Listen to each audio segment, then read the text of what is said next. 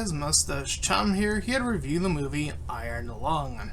So, for those who are not in the know, this movie was directed by the YouTuber Markiplier. And boy, there's a lot to go over just that, but I did see the trailer for this movie in preparation, and I also, on top of that, know that this is based off of a video game. So this is not only a YouTuber movie, but a video game movie. So let's break that down before we get into the actual context of what happens in the movie. So there's this long, dreaded, poisonous method of idealism in YouTube when it came to video game movies, and really the bulk of them being the early video game movies, that they were all schlocky, no one took them seriously, none of them were good. This pattern maintained for quite some time on the space on the big screen, to be fair, and it only took until slightly more modern movies in the video game genre for us to finally break through. Now, many others may disagree, but I think Silent Hill was among those that started to shift the wheel of fate, as it were, for video game movies. Of course, we have had a long slew of video games since, like the Sonic the Hedgehog series, which is a poor adaptation, but is a pretty solid movie, and the Mario movie, which is pretty close in terms of adaptation, I guess, and is a mediocre movie at best. So it's not like everything has suddenly just become solid. It can still be a hit or a miss. On top of that, you have now what I would call the curse of the YouTuber, which follows a very similar trajectory to video game movies. That being that Markiplier is far from the first person from YouTube to try to make it here on the Hollywood big screen. I mean, Chris Stuckman was just before him not even that long ago, and Chris Stuckman wasn't even the first. There were others before him. I believe there was a Smosh movie. Those were YouTubers. And from what I understand, all of those movies were dog shit. Again, from what I understand, I haven't seen any of them, with the exception of Chris Stuckman's movie, which I thought was mediocre at best. So, it would appear, though, that we had now Markiplier in the runnings to make a movie. I found myself quite surprised, being a Let's Player for quite some time. It did lessen the surprise, though, upon watching Markiplier's content and seeing that he was definitely trying some different stuff on YouTube, from creating like these short story, like pick your own adventure type videos on YouTube. So he was already sort of dabbling his toe into the material, which I think already separates him from Chris Stuckman in this regard. It actually looks like he was invested in wanting to make something deeper than just videos on YouTube, which has its own creative outlets. Don't let my words misconstrue this review in any sort of way, but I digress in saying that I can guarantee there are plenty of other YouTubers on this platform that are still on this platform, myself included, and I haven't seen any other reviews for this movie yet, though I think if I were to look them up, I would assume some more likely would be positive rather than negative. And in that respect, I'll be the first to say it. Man, I'm jealous. I don't think you're gonna see any other YouTuber say that. I bet. I really, really bet. Because, you know, YouTube is just like the alternative, right, to the big Hollywood.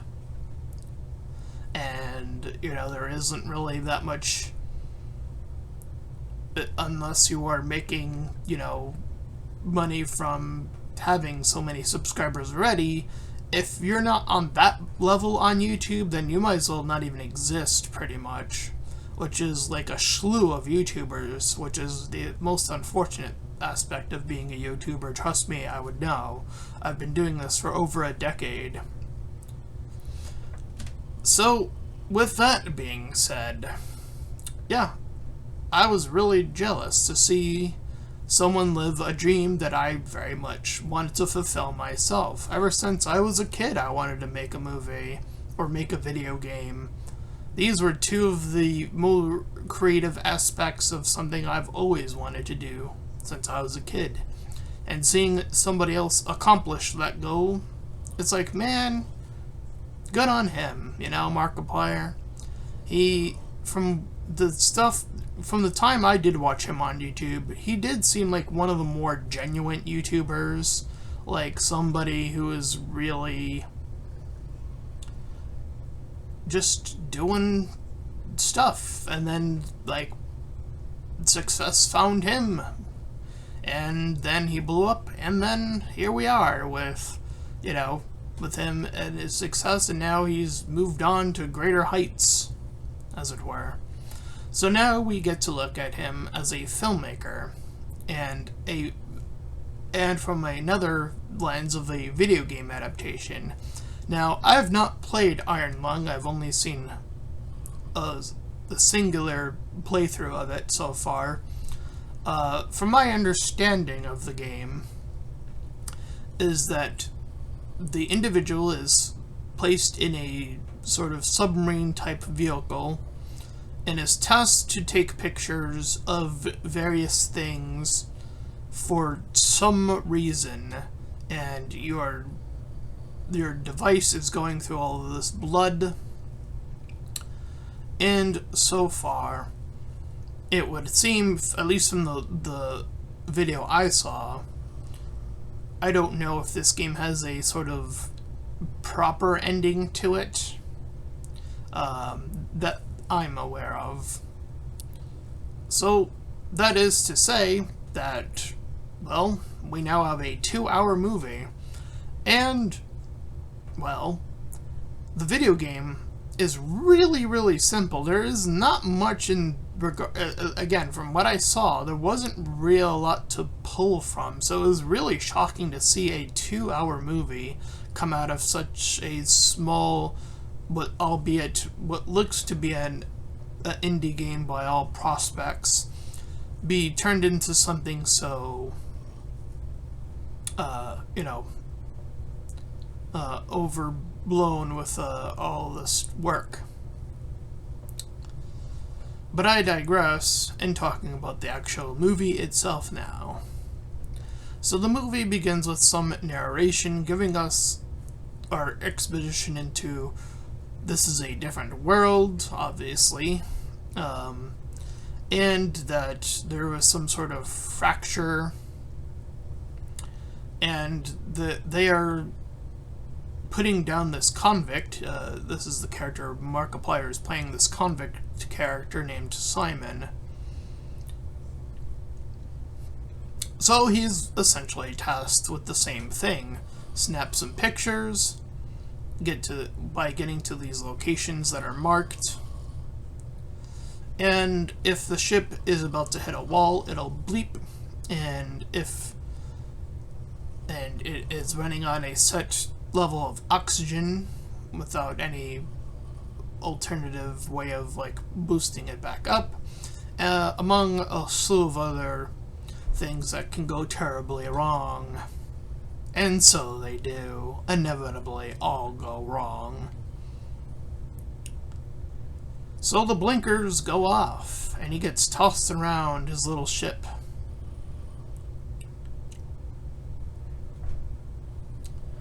So he gets jostled around, and he manages to, observe the ship, what's on it, a little bit more carefully. But eventually he does navigate the ship toward one of the objectives, and it seems to lead him to something of great prosper, a skeleton, though we're not exempt on knowing why that's so important in the context of this movie, just that it is. In fact, it's so important that he gets lifted up to see the other side, very briefly. This will be the first and last time we will see him make contact with actual human beings.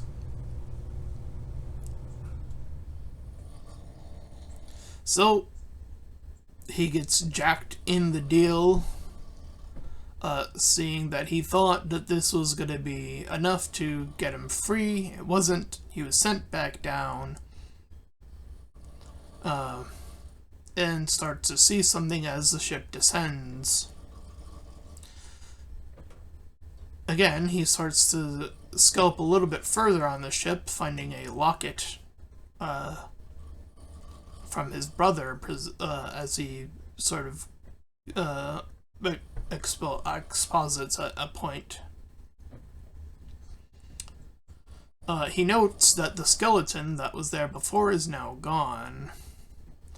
And he mentions this earlier in the movie, about how hot it is. He's taking off all, he's like overblown with like this gear stuff, and he takes a lot of it off throughout the movie. And so he mentions how hot it is again here. He is told over a comm, which is the only form of communication left, that he's going down on what is considered a calculated risk. And we get to learn why he was sent down here as a convict. Apparently he blew up a station, in which he refuses to say that he did. Thus, rushing forward, he eventually gets hit once more. We see him sort of toss this life jacket as he's like rummaging around, and finally finds some water, some comfort of like, oh, there's actually stuff here to keep me up and out, as it were. He tapes the button that is taking pictures to have it sort of so it's like almost more on a set timer, rather than him having to go back and forth as much as he's been doing throughout the movie thus far. However, the ship comes to a halt at a certain point. Thus, he's forced to crawl into the engines and restart the engine, and it's quite the trek, but he does so successfully. The beeper goes off once again, and he gets a hull breach. And a fire breaks as well, and he does have a fire extinguisher, so there's that. He hits the message device that keeps saying that the hull has been breached over and over again. So he is getting a little... The anger of being isolated for this long is now already getting to him to an extent. So, with the pictures and maps that he had been sent on him being no longer reliable either, he has to sort of map out his own sort of ways forward, and because he seems to be in a different location than, again, from what what was already mapped out prior. Taking a picture, we do see that there is a creature among the sea. This falls in line with the game, that you do see that there is life down there.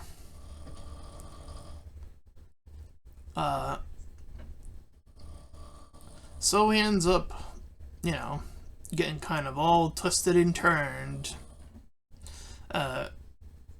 And he's now more reliant on the little beeping indicators now that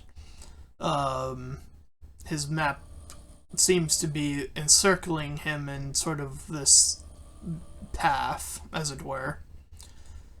He does have a computer on him, but it warns of this other thing he comes in contact with. It appears to be some sort of other ship, after sort of encircling this, what almost seems to be a dead end of sorts. But once he made contact, and it is around this time he becomes very much an unreliable narrator, and even questioning the very nature of his very own departure.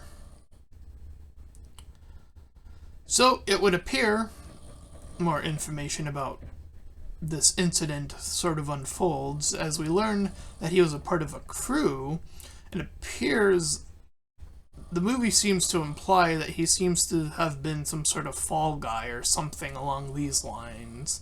That's what the movie seems to be indicating, though there is a part and section that does come up that seems to sort of conflict with that information, so who knows. Point being, the blood starts to spill forth. Here appears some wires as his ship is now starting to definitely fall apart more and more. He gets updated that he's just going to be left down there after whatever he found, and that whatever that thing is far, far more important than his life or the person who's talking to's life either. So this is the information that we are conflicted with. We are also told at some later point via voices in his head that he was called the Butcher, and that blood was indeed on his hands. He takes a new picture and becomes transfixed on whatever it is it's showing. But more blood and blood is dripping down. He removes these arm bandages that have been covering his arms, seemingly, and it seems to be his arms are already infected with this, like, all these little bumps and bruises and all this stuff. And the movie now progresses with him going through guilt and what can only be described as the quickest form of insanity, or, you know, like craziness, rather. That might be a better word. That plagues Simon at this point in the movie. He is forced back to cover the because the ship, like, stops again. He has to go back into the vent, but this time it is covered in blood.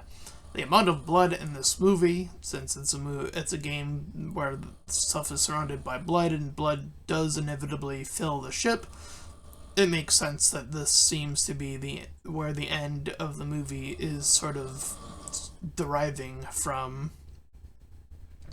He gets pulled up, and what it can best just be described as he gets, like, stuck to the ship via this virus thing that seems to be going on, and in the process of that loses his own arm.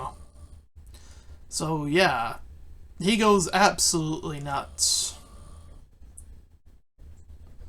But manages to bring up the device thing from earlier and I suppose successfully send it out before his ship gets completely demolished by this big fish chomping it up. Again, he does send the message forward. So, again, from the gameplay that I saw, that seems to be like it almost seems like it's one of those games where you're more so based on a timer, and then this sort of event sort of occurs eventually. And yeah, that is also the end of the movie. So it is a pretty straightforward movie for based on a video game with, again, that doesn't really have a lot going on in the game. Again, it is sort of just taking pictures in this blood field of water, or blood in this case, and sort of navigating it. And that's the entire game. So it was pretty interesting to see Markiplier add a few little, like, context, give a character, so on and so forth, and people to talk to sort of have someone to play off of, because a lot of that movie is on this ship, and the ship itself goes through quite the traumatic overhaul as the movie progresses. And yeah, that is Iron Lung. I will say it's straightforward, and it accomplishes technically what the game is about. By all measure, I suppose, in terms of pure adaptation, yeah, it's up there. Like, that is the game in movie form. With more going on, because again, the game has less going on, I would argue, than this. And to that I say, good on Markiplier. Apparently, I saw some of the stuff, and like, I only saw, again, I haven't seen any reviews. I have seen some sort of, like, notes here and there about how successful this movie has become. And to that I say, congratulations. It seems like this movie is, in terms of that regard, a success. So I hope that Markiplier can continue to, if he wants to make another video game movie, I say, let him, He seems to, he's already ingrained in this environment of video games. If that's also something that interests him, I highly doubt it. But let's assume that Markiplier somehow made across this review of his movie. I highly doubt that he would watch a video from such a small YouTuber, but let's say he does. My message would be, if there's a video game out there, I believe it's called The Outer Wilds, the space one, not the mockery capitalism space one, the other one, the cycle space movie. I think Markiplier should tackle that one next, and there is a reason why I say that one. There's a little bit more lore going on, in terms of, like, things to grab from, so it'd be interesting to have him work with a little bit more material, mayhaps. Again, what he was able to add was sufficient. It was surprising, even. So, it'd be interesting to see him, mayhaps adapt something with a little bit more meat on it to begin with, just to see the comparison of, like, how those two things would pan out. And it's a completely different environment. This is, in a submarine for most of it, and that game is primarily takes place on a ship. Though you can leave the ship, and there's the whole bit about the whole resetting thing aspect of it too.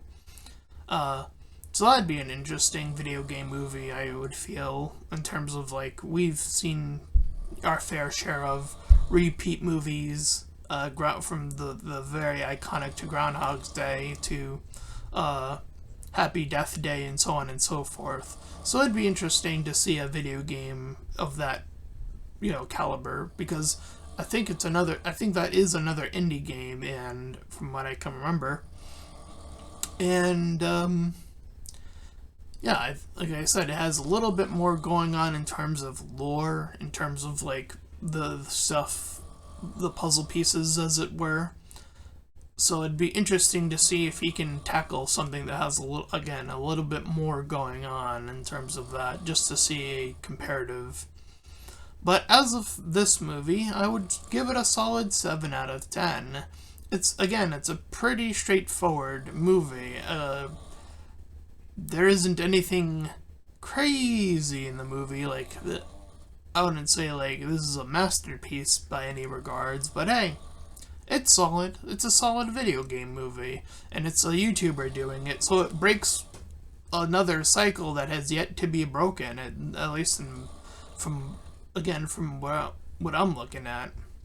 So that is my review for Iron Lung. If you ended up enjoying this review, then please feel free to like, comment, and subscribe. Also, be sure to check out those links in the description when you head to my petition to help out small YouTubers. Second to my PayPal, we can help support me and my channel directly.